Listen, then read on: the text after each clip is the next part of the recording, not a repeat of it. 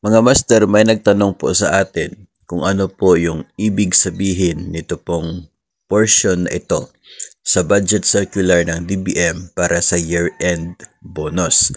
Ito kasi ay intended para sa mga nag-retire o kaya ay nag-separate from government service before October 31 na eligible pa rin naman ng proportion or prorated na year-end bonus.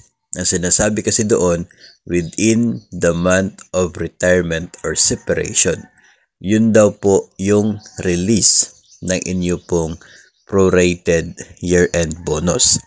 Ang ibig sabihin po niyan ay kapag ikaw ay separated from your agency, let's say ngayon pong Agosto, na yung effectivity ng retirement o kaya ay resignation mo ay August, yung prorated na bonus para sa'yo ay ibibigay on your last payment.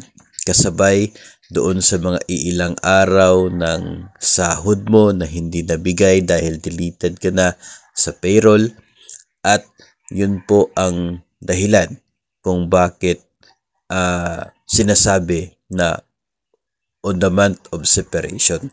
Sa last payment na matatanggap mo from your agency, nandoon po yung prorated na year-end bonus.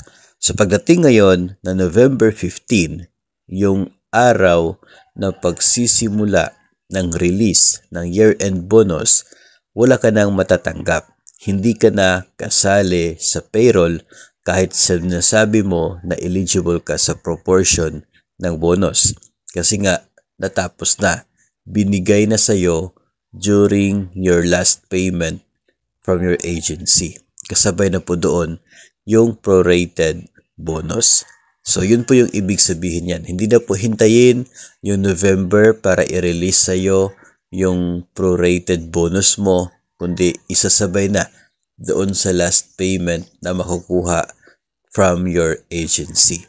Kaya nga po yung sinabi ng DBM Budget Circular ay on the month of your retirement or separation. Doon ang release at hindi sa November 15. Yung November 15 para lamang po yun sa mga active pa sa serbisyo as of October 31 at makakatanggap sila ng buo na year-end bonus.